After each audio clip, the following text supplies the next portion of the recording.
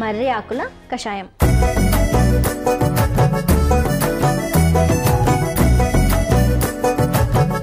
So ముందుగా కావాల్సిన పదార్థాలు ఏంటో చూద్దాం. మర్రి చెట్టు ఆకులు, సైంధవ లవణం. కావాల్సిన పదార్థాలు చూసారు కదా. ఇప్పుడు ఎలా తయారు చేయాలి, దానివల్ల ఇంకెన్ని ప్రయోజనాలు ఉన్నాయో కూడా తెలుసుకుందాం. సో మనం స్టార్ట్ చేద్దామా? ఏం చేద్దాం. సో ముందుగా మనం కషాయం అనుకున్నాం కదా. సో మనం యూజ్ చేసేటువంటి మర్రి ఆకులు, ఈ మర్రి ఆకులు చూసారా చాలా స్ట్రాంగ్ గా ఉంటాయి ఆకులు. సో అంతే స్ట్రాంగ్ గా మన చెట్టు కూడా ఉంటుంది అనమాట. మర్రి చెట్టు ఉన్నంత స్ట్రాంగ్ గా మనం ఇంకో ఏ చెట్టు కూడా చూసుకుంటాం. మర్రి ఊడలు అది ఎంత అంటే మనకి కింద రూట్స్ ఉంటాయి, తర్వాత బ్రాంచెస్ నుంచి కూడా రూట్స్ వస్తాయి అనమాట. సో ఇట్లా రూట్స్ పైన కింద ఉండేటువంటి చెట్లు అనేటువంటి చాలా రేర్గా ఉంటాయి. అవన్నీ కూడా మన బ్లీడింగ్ డిసార్డర్స్ అంటే రక్తాన్ని ప్యూరిఫై చేయడం కానీ, రక్తంలో వచ్చేటువంటి కలుషితమైనటువంటి రక్తాన్ని ప్యూరిఫై చేయడంలో చాలా ఉపయుక్తంగా ఉంటాయి అన్నమాట. సో అందుకని మనం లీవ్స్ని యూజ్ చేస్తున్నాం ప్రస్తుతానికైతే. ఇప్పుడు నేను నీళ్ళు పెట్టనా? వాటర్ పెట్టేసేయండి. 2 గ్లాసుల నీళ్ళని మనం చక్కగా మరిగించుకుందాం.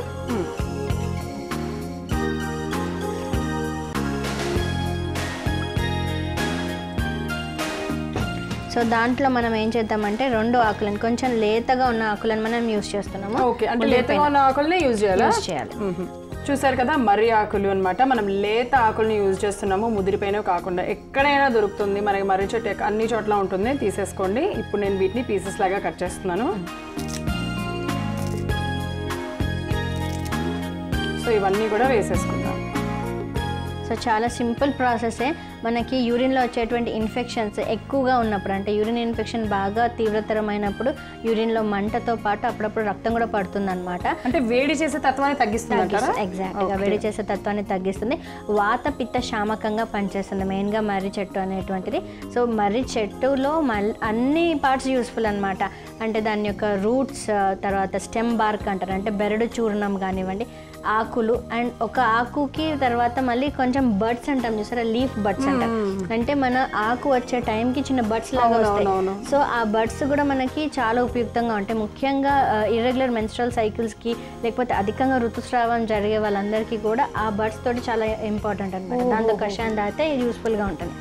సో అదే కోవడంలో మనకి ఈ ఆకులతోటి కషాయం తీసుకున్నట్లయితే, పుక్కిలు పట్టినట్టయితే మెయిన్గా నోట్లో వచ్చేటువంటి అల్సర్స్, బ్లీడింగ్ గమ్స్ అంటారు, అంటే చిగుళ్ళ నుంచి రక్తం గారే తత్వము, అవన్నీ కూడా తగ్గిపోయి మన నోరు కూడా హెల్దీగా ఉంటుంది.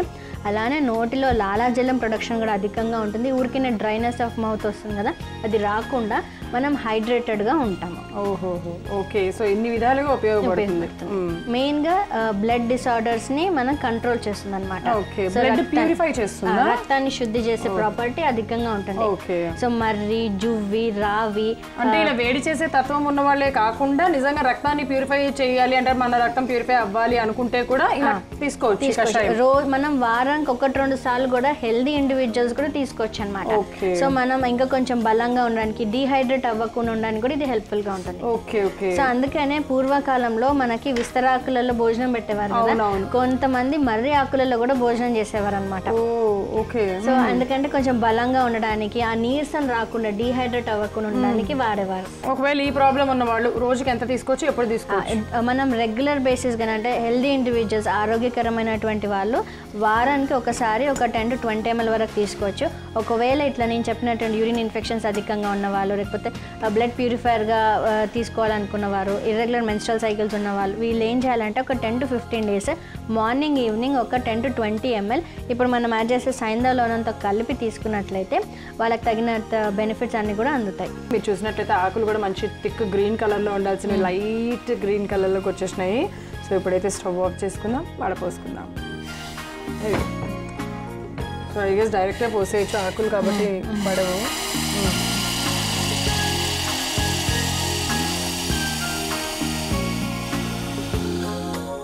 మీరు అన్నట్టుగా లైట్ కలర్ వచ్చింది, light green colour. Light green colour. So దీనిలో ఒక చిటికెట్ సైంధవ లవణం మాత్రం వేసేస్తున్నాం, సరిపోతుంది.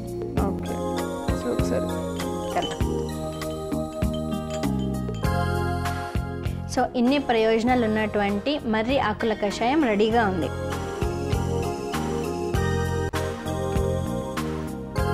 చూసారు కదా, ఇమ్మీడియట్గా ఫాలో అయిపోండి.